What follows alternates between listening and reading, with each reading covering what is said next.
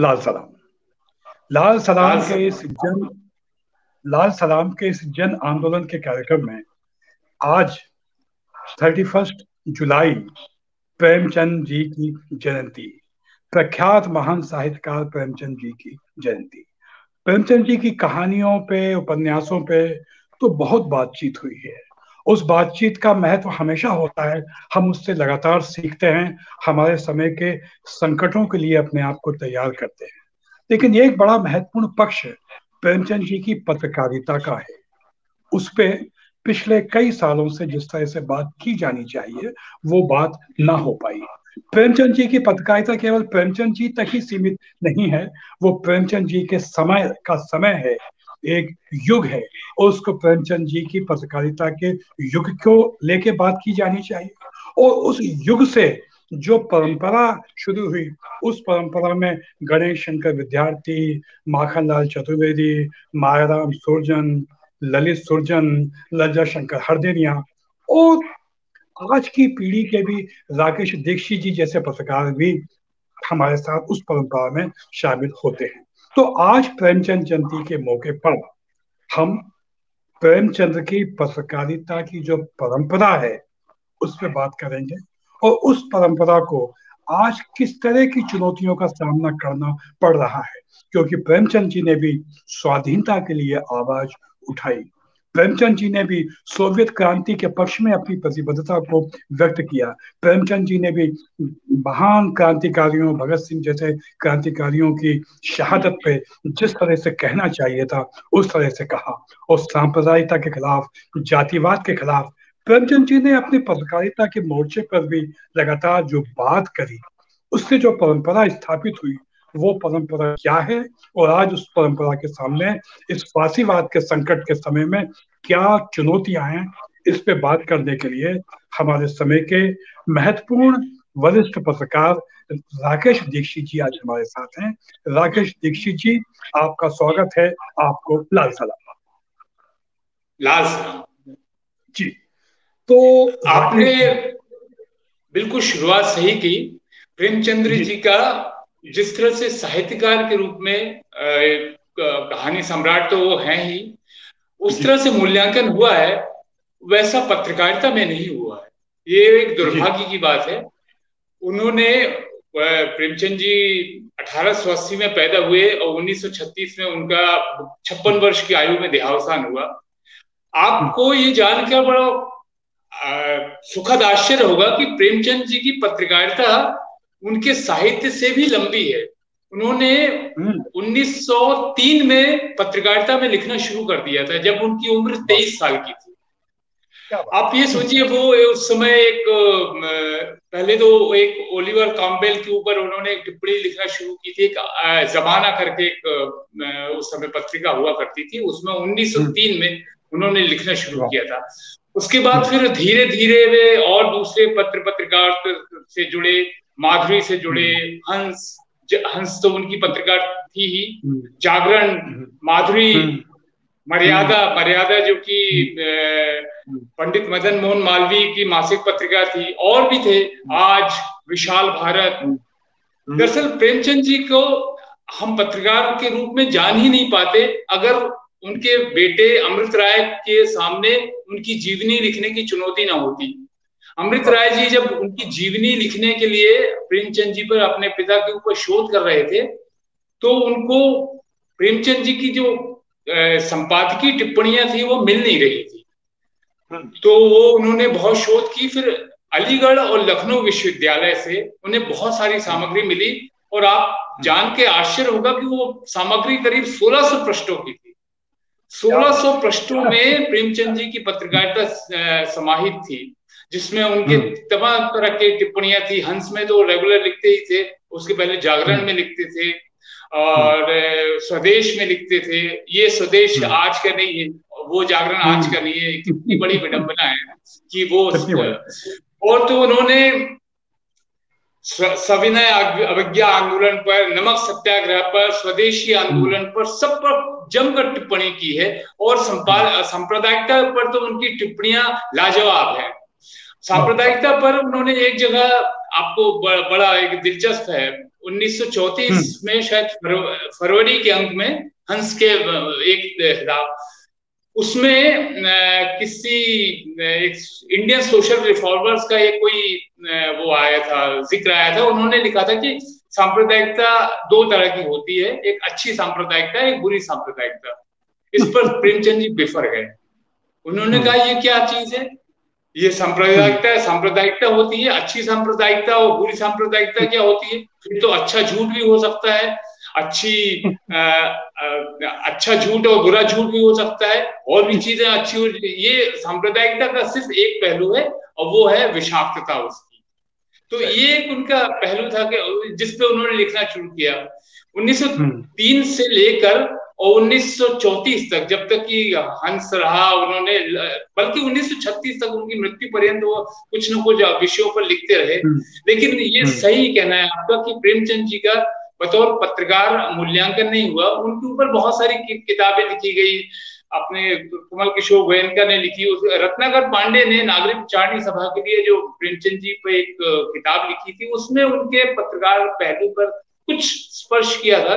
लेकिन समग्र मूल्यांकन की अभी भी दरकार है, और मुझे लगता है कि अगर प्रेमचंद जी के साहित्य पर हम इतना विशाल सामग्री है, तो उनकी पत्रकारिता पे भी बहुत सारी किताबें आनी चाहिए, ताकि उस समय की उनकी टिप्पणियां, वो छोटी छोटी टिप्पणियां करते थे, बहुत लंबी टिप्पणियां नहीं करते थे, लेकिन इतनी जबरदस्त, इतनी ज्यादा प्रहार करने वाली होती थी कि प्रेमचंद जी के जो सक्सेसर थे जैनेन्द्र कुमार जी, जब प्रेमचंद जी की मृत्यु हो गई थी, शिवरानी देवी और जैनेन्द्र कुमार जी ने हंस का वो संभाला था।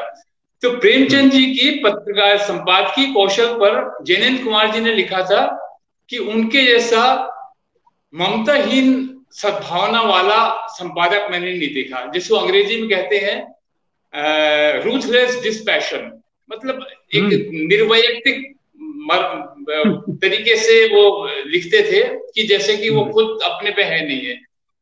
तो ऐसी पत्रकारिता आज की भी दरकार है। हमें अगर हम परंपरा की बात करते हैं प्रेमचंद जी की, तो हमें उसी परंपरा से आगे बढ़ना चाहिए। एक और उदाहरण मैं उस बारे में देना चाहता हूँ, प्रेमचंद जी की जो पत्रकारिता की परंपरा है उसके बारे में। आपको याद होगा 1910 में करीब ये प्रेस एक्ट अंग्रेजों ने लागू किया था। उसकी काफी सख्त उसके क्लॉजेस थे, उसके जो प्रोविजंस थे उसमें। बाद में जब ये सविनय अवज्ञा आंदोलन शुरू हुआ, स्वदेशी जागरण शुरू हुआ, और उसके बाद 1930 के आसपास उसी प्रेस एक्ट को अंग्रेजों ने और ज्यादा सख्त बना दिया। उस सख्ती के खिलाफ प्रेमचंद जी ने एक बहुत ही तीखी टिप्पणी की थी। उन्होंने टिप्पणी में एक बड़ा व्यंग किया था कि ये तो पशुबल की तरह से सरकार को चलाने की साजिश है। इस तरह से अगर सरकारें चली तो फिर असेंबली की क्या जरूरत है, काउंसिल की क्या जरूरत है, संसद की क्या जरूरत है, यानी उस समय की संसद की। जब मैं ये टिप्पणी पढ़ रहा था तो मुझे अचानक आज के भारत की याद आ गई। सोचिए उस समय प्रेमचंद जी ने इस बारे में इतनी सटायरिकल, इतना व्यंग्यात्मक शैली में लिखा था कि ये सारी चीजों की क्या जरूरत है, फिर तो लाठी का ही राज होना चाहिए, लाठी से ही सबको हाका जाना चाहिए। ये प्रेमचंद जी की पत्रकारिता थी, ये उनकी धार थी। और उनका लिखा तो जो छोटे छोटे वाक्य लिखते थे, छोटी छोटी शैली में लिखते थे, वो आज भी अनुकरणीय है। ये दुर्भाग्य है कि प्रेमचंद जी के, मैं बार बार सोचता हूँ जब भी मैं प्रेमचंद जी की पत्रकारिता के बारे में पढ़ता हूँ कि क्यों उनकी पत्रकारिता का वैसा मूल्यांकन नहीं हुआ। शायद ये है कि हम प्रेमचंद जी के साहित्य से इतने ज्यादा अभिभूत हो गए थे, इतने ज्यादा ओवरवेल्म्ड थे कि हमने उनके पत्रकारी पक्ष को उस तरह से मूल्यांकन के लिए सामने लाने की जरूरत ही नहीं समझी। लेकिन आज जरूरत है, आज उनके साहित्य पे से ज्यादा उनके पत्रकारी पक्ष को सामने लाने की जरूरत है। आपने जी, ये बिल्कुल सही बात है कि प्रेमचंद जी का जो संपूर्ण अवदान है वो साहित्य और पत्रकारिता के जो अंतर संबंधों को भी अभिव्यक्त करता है, कि साहित्य और पत्रकारिता के बीच में जो एक धारा बहती है। मैं तो ये भी कहता हूँ कि प्रेमचंद ने साहित्य और पत्रकारिता के अंतर संबंधों की परंपरा को भी स्थापित किया, जो परंपरा बाद में आगे बढ़ती गई। हम याद करना चाहेंगे राकेश जी कि प्रेमचंद जी ने जब कानपुर के सांप्रदायिक दंगों में गणेश शंकर विद्यार्थी जी मारे गए, तब उन्होंने किस तरह चिंताजनक टिप्पणियां की थी। भगत सिंह की शहादत पे कितनी चिंताजनक टिप्पणियां की थी। जलियांवाला बाग के हत्याकांड पे कितनी, उस नरसंहार पे कितनी चिंताजनक बहुत टिप्पणियां बेरोस। की थी। ले लेनिन को लेके वो किस तरह याद करते थे, रोमांच से भरपूर होकर, उत्साह से भरपूर होकर। सोवियत क्रांति का उन्होंने किस तरह से स्वागत पत्रकारिता के रूप में तो किया, अपने कई लेखों में भी किया।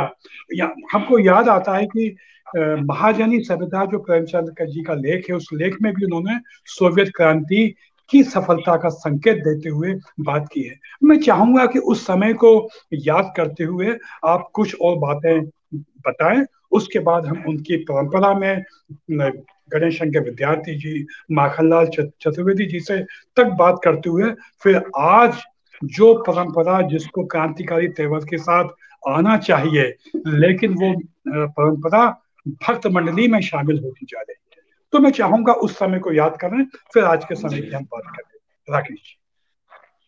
देखिए कॉमरेड शैली, आप देखिए प्रेमचंद जी जिस समय पत्रकारिता में आए थे और साहित्य में स्थापित हुए थे, उन्हीं के समकालीन चीन में लूशुंग थे। वे भी साहित्यकार थे और पत्रकार भी थे। और उन्हीं के समकालीन रूस में मैक्सिम गोर्की थे। वे भी पत्रकार थे और साहित्यकार भी थे। ये सब एक ही जमाने के थे। इन लोगों ने इस बात को समझा था कि सिर्फ साहित्य लेखन से जन जागरण करना या लोगों में क्रांतिकारिता की लौ जगाना शायद अपर्याप्त होगा। इसलिए पत्रकारिता एक ऐसा माध्यम है जिससे कि लोगों तक ज्यादा प्रभावशाली तरीके से पहुंचा जा सकता है। ये तीनों की चाहत थी और तीनों ने इस बात को, इस पत्रकारिता के औजार की महत्व को समझा और उसका भरपूर इस्तेमाल किया। उनमें इस प्रेमचंद जी के अपने समकालीनों में से सभी से संबंध थे। उन्होंने वो जिस परंपरा को आगे बढ़ाया वो भारतेंदु हरिश्चंद्र की परंपरा थी। भारतेंदु हरिश्चंद्र ने जिस तरह जैसे कवि वस्ता थी, कवि वचित सुधा लिखी, फिर हिंदू उनका था, उसके बाद प्रताप नारायण मिश्र का था, आचार्य महावीर प्रसाद द्विवेदी का सरस्वती था, प्रताप नारायण मिश्र का ब्राह्मण था, और श्याम सुंदर जी का नागरिक विचारणी सभा था, इनका बनारसी दास चतुर्वेदी जी का विशाल भारत था, माधवराव सप्रे छत्तीसगढ़ मित्र निकाल रहे थे उसी समय। अगर अहिंदी भाषी कहें तो तिलक का केसरी था। तो उस परंपरा में ये सभी मदन मोहन मालवीय मर्यादा और उसके अलावा इंडियन ओपिनियन, ला हिंदुस्तान, बहुत सारे अखबार थे। इन सब से प्रेमचंद जी बड़े नजदीकी से जुड़े हुए थे। दरअसल उन्होंने एक बार बनारसी दास चतुर्वेदी जी को एक पत्र भी लिखा था जब वो हंस का संपादन शुरू कर रहे थे। उन्होंने लिखा कि अब हमारा हंस भी अब मानस को छोड़कर अपनी छोटी सी चोंच में इस मिट्टी के संघर्ष को लेकर अपने योगदान करने के लिए आगे बढ़ा है। इससे आपका आशीर्वाद चाहिए। वाह वाह वाह। ये उनके वाक्य थे। तो वो सतत और बड़े जीवन संपर्क में रहते थे। अपने समय के सारे जितने उनके समकालीन थे संपादक थे। दरअसल वो संपादक के रूप में, यानी अगर प्रेमचंद जी के, मैं कई बार सोचता हूँ कि अगर वे साहित्यकार नहीं भी होते और कथा शिल्पी और कथा सम्राट नहीं भी होते, सिर्फ पत्रकार होते, तो भी उनका अवदान इतना था कि वे उनके जो कृतित्व है, व्यक्तित्व है, उसमें कहीं कोई कमी नहीं रह जाती। तो मैं बार बार ये बात के लिए एम्फेसाइज कर रहा हूँ, जोर देता हूँ कि प्रेमचंद की पत्रकारिता के मूल्यों को आज फिर से समझने की जरूरत है। उन्होंने बनारसी दास जी को एक पत्र लिखा था, उसमें यही लिखा था जब हंस की शुरुआत करें, बोले मेरे पास कोई पैसे धेले तो है नहीं, ना मुझे शोहरत की चाहत है, ना मुझे कोई दौलत की चाहत है, लेकिन मेरे भीतर एक मोटर बम है। उन्होंने मोटर बम का इस्तेमाल किया था, लेकिन मेरे भीतर मोटर बम है जो फटना चाहता है। यानी मेरे भीतर एक अभिव्यक्ति की जो कुलबुलाहट है वो बाहर आनी चाहती है। और जाहिर है कि चूंकि बनारसी दास चतुर्वेदी जी को, जो विशाल भारत के संपादक थे, उनको पत्र लिखा था, किसी साहित्यकार को नहीं लिखा, तो इसका मतलब था कि प्रेमचंद जी पत्रकारिता के ताकत को समझते थे। उनको मालूम था कि क्या? अगर जन साहित्य में का अपनी जो सीमाएं हैं, लेकिन उस समय जो पूरा भारत का जनमानस आलोड़ित हो रहा था, आंदोलित हो रहा था, उस तक पहुंचने के लिए, उस तक उसमें क्रांतिकारी जोश भरने के लिए पत्रकारिता उस समय सबसे ज्यादा कारगर औजार है, और उसका उन्होंने भरपूर इस्तेमाल किया। उनकी टिप्पणियां देखने लायक है, लाजवाब है, छोटे छोटे वाक्य, जैसे उनकी टिप्पणियां, उनका संपादकीय और उनका पत्रकारिता साहित्य से अलग नहीं है, वो उसका ही विस्तार है। आप ये कह सकते हैं कि पत्रकारिता का विस्तार साहित्य है, या साहित्य का विस्तार पत्रकारिता है, लेकिन वो दोनों में इतने ज्यादा एक तरह से सांगोपांग है कि आप उनको अलग नहीं कर सकते। दुर्भाग्य से अब हमारे यहाँ पत्रकारिता का साहित्य और साहित्य की पत्रकारिता दोनों अलग अलग चीजें हो गई हैं। अब तो पत्रकारिता में जो प्रेमचंद की हम परंपरा की बात कर रहे हैं, अब उसमें पत्रकारिता बिल्कुल अलग हो गई, साहित्य तो शून्य हो गया, लेश मात्र नहीं बचा। अब आज की जितने पत्रकार हैं, आप पत्रिकाएं देख लीजिए, साहित्य का अंश कितना कम हो गया है। पत्रकार अब ये कहने लगे हैं कि हमें साहित्य की क्या जरूरत है, हमारे लिए तो जो लिखना पढ़ने के लिए जितना जरूरी हमको आता है, शब्द ज्ञान होता है, उससे काम चल जाता है।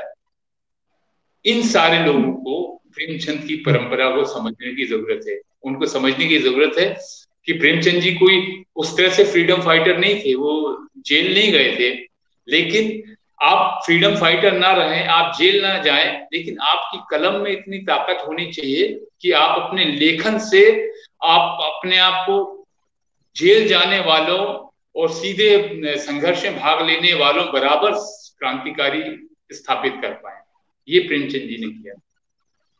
तो हमको लगता है कि जितने विश्वविद्यालयों में पत्रकारिता के कोर्स चल रहे हैं, तो उन पत्रकारिता के पाठ्यक्रम में प्रेमचंद जी की पत्रकारिता को भी समावेश किया जाना चाहिए, ताकि बिल्कुल आज की किया। जो पत्रकारों की पीढ़ी है वो देखे कि किस तरह से क्रांतिकारी पत्रकारिता की जा सकती है, किस तरह हमारे भारत में एक क्रांतिकारी पत्रकारिता की भी परंपरा रही है, और आज उस परंपरा की कितनी धज्जियां उड़ाई जा रही हैं, ये हम उसको देख सकते हैं।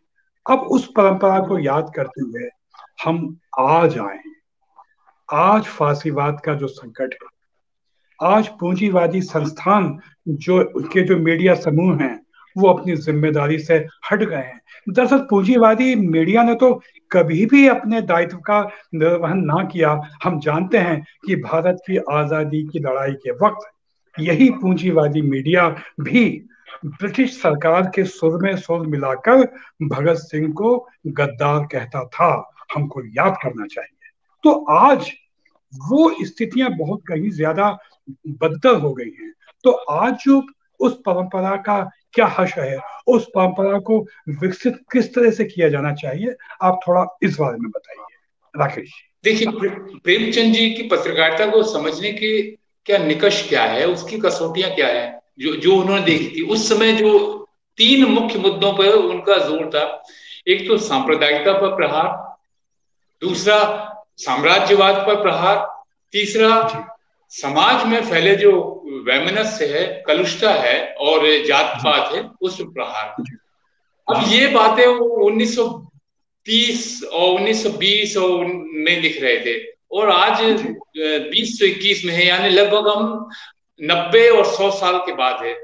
लेकिन आप देख लीजिए, वो सारी सारी स्थितियां वही हैं। सांप्रदायिकता की स्थिति है, साम्राज्यवाद अब दूसरे रूप में, एक नव साम्राज्यवाद के रूप में सामने आया है, और जाति पाति को लेकर जो जिस तरह की वैमनस्यता और जिस तरह के तनाव और जिस तरह की हिंसा उस समय थी, उससे कहीं ज्यादा बढ़कर आज है।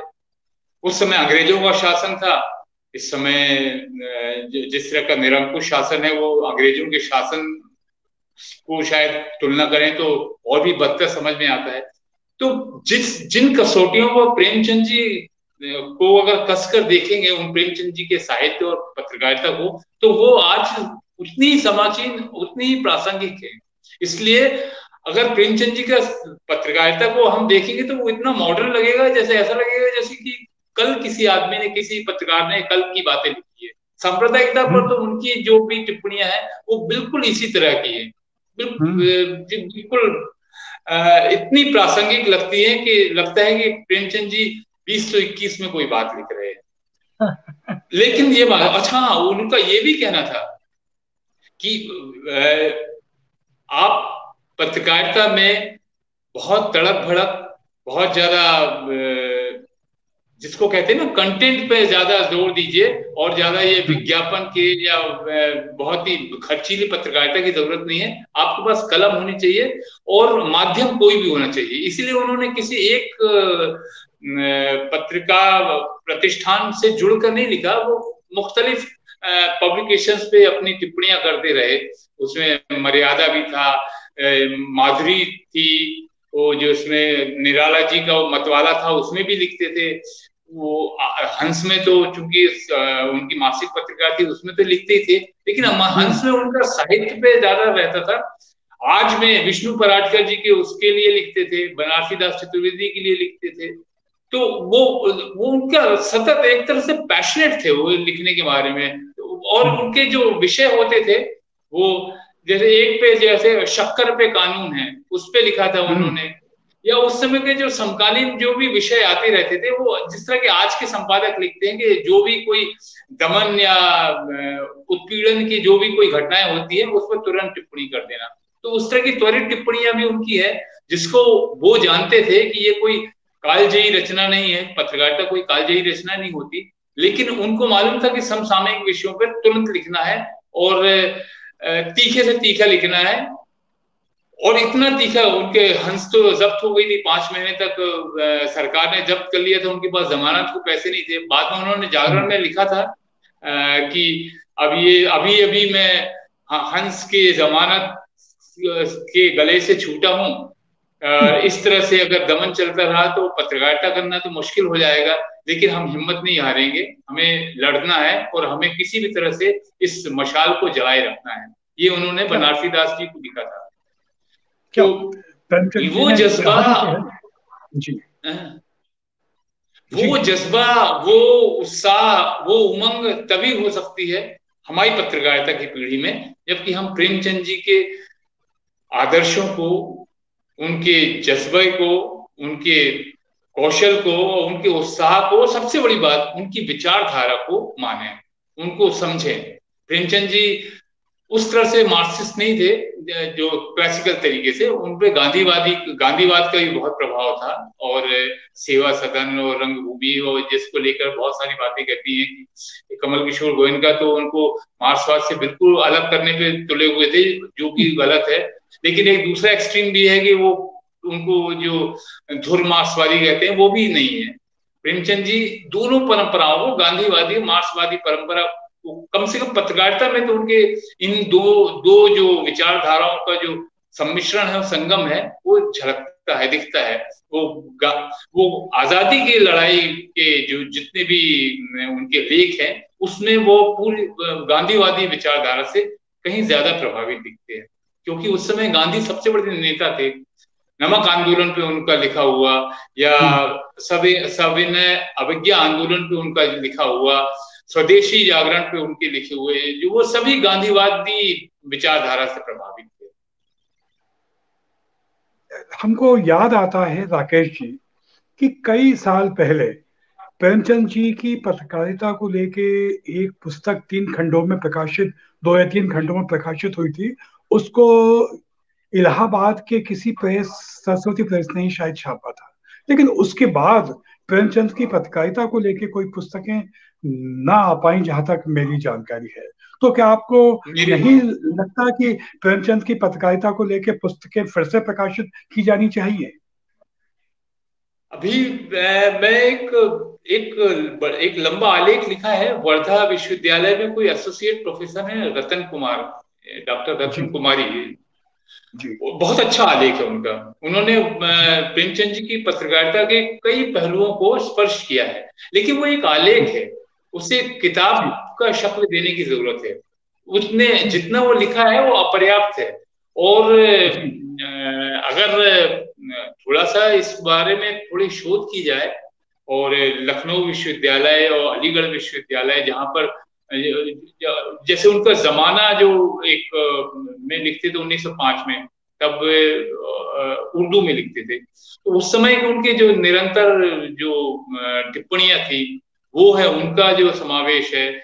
और भी जितनी उनकी अखबारों में लिखी हुई या पत्रिकाओं में लिखी हुई टिप्पणियां हैं, उन सबको कहीं से जोड़कर और फिर उसके ऊपर एक शोध करके किताब की शक्ल में उसे सामने लाया जाए, तो मैं समझता हूं कि हमारी पीढ़ी के लिए, जो प्रेमचंद जी की परंपरा के अनुयायी हैं, उससे ऊर्जास्वित हैं, उससे प्रेरणा लेना चाहते हैं, उनके लिए, जिन्हें इन सब चीजों से कोई सरोकार नहीं है, उन्हें तो प्रेमचंद से भी सरोकार नहीं है, और उनकी पीढ़ी और परंपरा से तो क्या मतलब है उन्हें।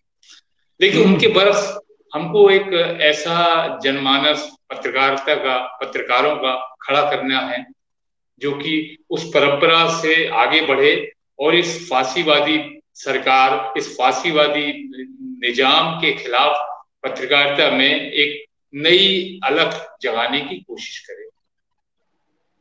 राकेश जी, ये संकट का समय, जबकि फांसीवादी ताकतों ने भारत को शिकंजे में ले लिया है, जनता को जातिवाद, सांप्रदायिकता और कट्टरपंथ, धर्मांधता के चक्र में डुबोया जा रहा है, फंसाया जा रहा है, उसकी खोह में देश की संपत्ति को बेचा जा रहा है, कुछ चंद पूंजीपतियों के लिए देश की सरकारें काम कर रही हैं। तो ऐसे समय में पत्रकारिता के सामने क्या चुनौतियां हैं, और खासतौर पर वो पत्रकार जो प्रेमचंद की परंपरा से अपने आप को जोड़ के देखते हैं, उनको क्या करना चाहिए? जबकि कुछ कहें तो उन्हें देशद्रोही साबित कर दिया जाता है।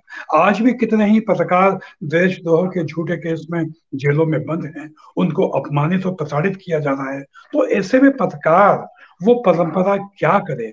हम चाहेंगे आप इस संबंध में बताइए जी। उस परंपरा के लिए पत्रकार क्या करे? सबसे पहले तो साहस बटोरे।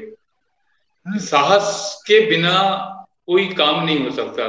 और दूसरा, जैसे कि प्रेमचंद जी ने, मैंने आपको हवाला दिया है, उन्होंने बनारस दास चतुर्वेदी जी को जो लिखा था, मुझे दौलत नहीं चाहिए, मेरे पास जितना है वो खाने कमाने लायक है मेरे पास, मुझे शोहरत नहीं चाहिए, दौलत नहीं चाहिए, बस मैं चाहता हूं कि मेरे मानस का हंस अपनी मिट्टी में संघर्ष की मिट्टी लेकर थोड़ा आगे बढ़े, सो वो हम काम कर रहे हैं।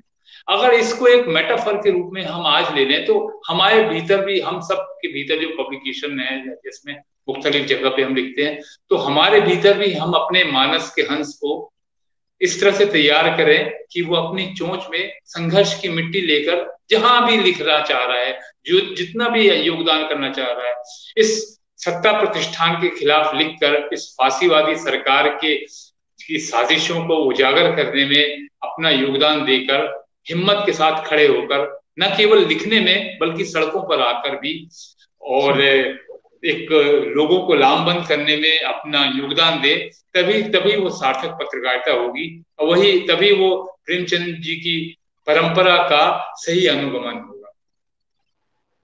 तो जब इस तरह का काम करने का मोर्चा संभालना है, तो मैं समझता हूं कि ऐसे तमाम पत्रकारों को सरकार से कोई मदद की उम्मीद भी नहीं करनी चाहिए, सरकारी विज्ञापनों की तरफ नहीं देखना चाहिए। ये तर्क पे बात करना बेकार है कि वो सरकारी विज्ञापन तो जनता का है, पैसा हमारा हक है, लेकिन आपको, यदि आप सही बात कहेंगे तो आपको अपमानित भी किया जाएगा। वो एक चिंताजनक परिस्थिति जो, राकेश जी, जो मैं आपसे शेयर करना चाहूंगा, कि प्रेमचंद जी के समय में जब वो सरकार के खिलाफ कुछ लिखते थे, तो सरकार उन पर प्रतिबंध लगाती थी, उन्हें प्रताड़ित करती थी। लेकिन आज आज भारत की आजादी के बाद स्थिति कहीं इतनी ज्यादा बिगड़ गई है कि सही बात को कहने वाले, जनता के हक की बात को कहने वाले पत्रकार तो सरकार के निशाने पर होते ही हैं, लेकिन इस फांसीवादी सत्ता ने जो एक सांप्रदायिकता की फौज मध्यम वर्गीय जनता के बीच तैयार कर दी है, वो फौज भी सही बात कहने वाले पत्रकारों और बुद्धिजीवियों के पीछे डंडा लेके खड़ी हो जाती है, उनको अपमानित तो प्रताड़ित किया जाता है। तो ऐसे में क्या करे? पत्रकार अपना काम करे, इसके साथ ही जन शिक्षण भी बहुत आवश्यक है। तो जनता के जन शिक्षण के लिए क्या किया जाना चाहिए? क्या आपको ये नहीं लगता कि पत्रकारिता के सामने एक बड़ी चुनौती जन शिक्षण की भी है? आप क्या सोचते हैं? जी।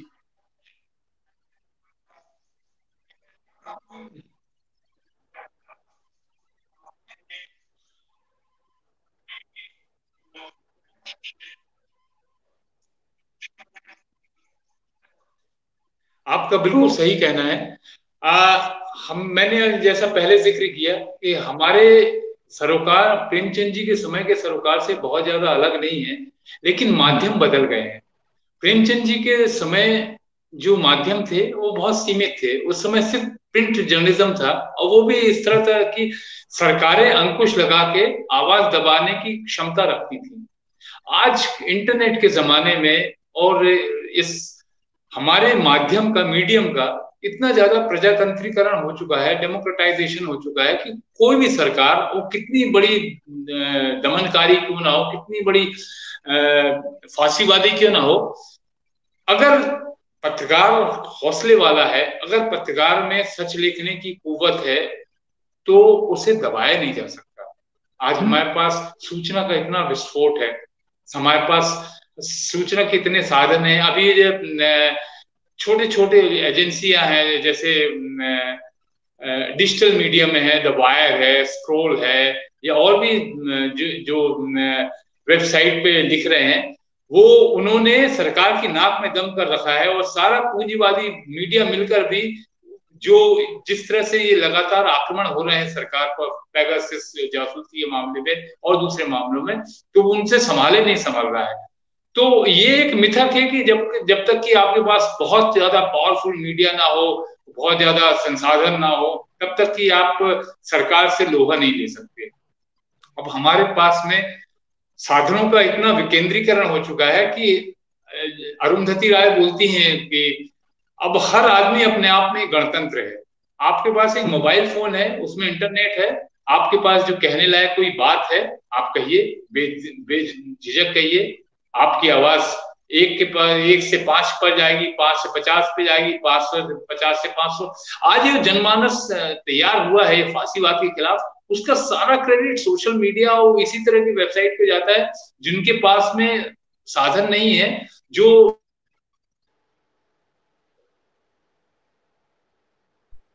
और अब तो ऐसा लग रहा है कि वो सफल होते भी नजर आ रहे हैं। जिस तरह का डिस्परेशन सरकार में दिख रहा है, जिस तरह की आपाधापी दिख रही है, और जिस तरह से दमन चक्र और तेज हुआ है, पत्रकारों को जेल में डालने की का सिलसिला शुरू हुआ है, उनकी फोन पर जासूसी करने का सिलसिला शुरू हुआ है, उन्हें कैदी बनाए जाने का, उनके ऊपर छापे डालने का, इस तरह के सिलसिला शुरू हुआ है। इसका मतलब है कि हम संसाधन विहीन लोग उस पूंजीवादी मीडिया से लड़ाई में अब जीतते नजर आ रहे हैं।